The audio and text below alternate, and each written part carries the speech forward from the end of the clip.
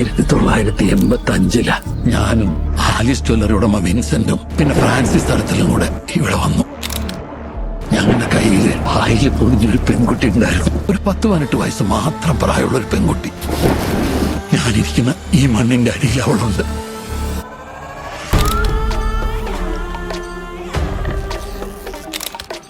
പൊതുവെ രാജേന്ദ്രൻ എങ്ങനെയുള്ള ആളായിരുന്നു?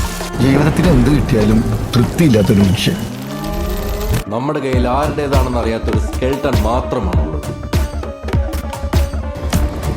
എന്താ ചന്ദ്രപ്പനല്ലേ? ഒരു ദിവസം ഒരു പെണ്ണെൻ്റെ അടുത്ത് ഓടിക്കൊണ്ടുവന്ന് മമ്മൂട്ടിയുടെ നായിക ആക്കാവെന്ന് ചോദിച്ചു. പക്ഷെ അവളുടെ പേര് ഞാൻ ഒരിക്കലും മറക്കില്ല സാർ. രേഖ. ഈ പെണ്ണിനെയാണ് ഇപ്പൊ അന്വേഷിച്ചുകൊണ്ടിരിക്കുന്നത്. സൈബർ സെല്ലിൽ നിന്ന് കിട്ടിയത്. രേഖയെ പറ്റി വിവരം തന്നെ ചന്ദ്രപ്പൻ മരിക്കുന്നു. അന്വേഷണത്തിൽ നിന്ന് ഞങ്ങളെയൊക്കെ മാറ്റുന്നു. തെളിവായിട്ടുണ്ടായിരുന്ന അത് അവർ കൊണ്ടുപോകും. നമ്മൾ ഇനി എന്ത് ചെയ്യും സാറ്? നീ എന്തുവേണം ചെയ്തു, നിനക്ക് എന്തെങ്കിലും ചെയ്യാൻ പറ്റും. ഇതല്ലേ നിങ്ങൾ അന്വേഷിക്കുന്ന സിനിമയിൽ അഭിനയിക്കാൻ മലക്കപ്പാറയിലേക്ക് വന്നൊരു പെൺകുട്ടി. ഒരു ജൂൺ ആർട്ടിസ്റ്റാന്ന് പറഞ്ഞല്ലേ എനിക്കൊരു നായികയാണ്. സിനിമയിൽ മാത്രമല്ല, ജീവിതത്തിലും അവൾ നല്ലൊരു നടിയായിരുന്നു. ആക്ഷൻ.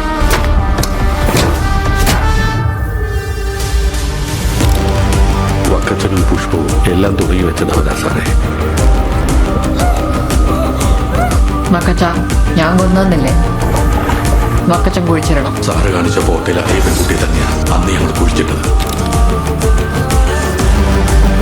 ഒരാൾ ഇല്ലാതെയാവുന്നത് 1985. മറ്റേയാൾ കടന്നു വരുന്നതും അതേ സമയത്ത് പുഷ്പം തന്നെയാണ് സാറേ.